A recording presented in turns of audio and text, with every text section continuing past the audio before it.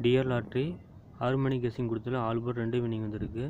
சொல்லியிருந்தேன் Kerala lottery base பண்ணி எடுத்தால் வின்னிங் வரும்னு சொல்லியிருந்தேன்.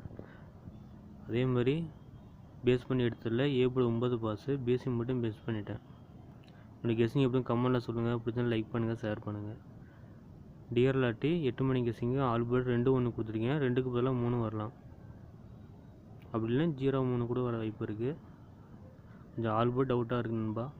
ரிசல்ட்டு பேஸ் பண்ணி கொடுத்துருக்கேன், 2 மெத்தட் எடுத்திருக்கேன். ஏ போர்டு 2 1 வரலாம், பி போர்டுக்கு 1 2, இல்லைன்னா பி போர்டுக்கு 3 வரலாம்.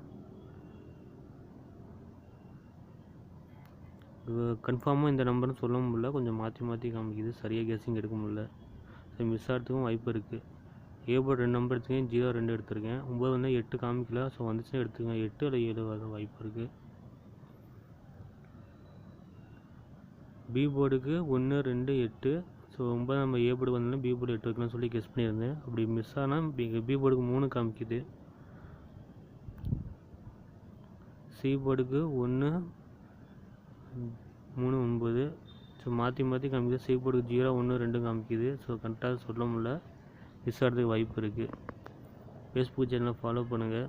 சிங்கிளாக நான் பி போர்டுக்கு 3 கொடுத்துருக்கேன், மிஸ் ஆனாலும் பரவாயில்லன்னு சொல்லி. சி போர்டுக்கு அதேமாதிரி 2 நம்பர், சி போர்டுக்கு 1 0 எடுத்துருக்கேன். ஏ போர்டில் 1 2 0, இதில் 3 ஏதோ ஒரு நம்பர் வந்தாலும் வரலாம். திருடிதில் கெஸ்ஸிங் கொடுத்துருக்கேன் நண்பா, அதுலேருந்து கெஸ் பண்ணி எடுத்துங்க. இதை அப்படியே வைக்காதீங்க, மிஸ் ஆகும். நான் ஏ போர்டுக்கு 1, பி போர்டுக்கு 3, சி போர்டுக்கு 0 அல்லது 1 கொடுத்துருக்கேன்.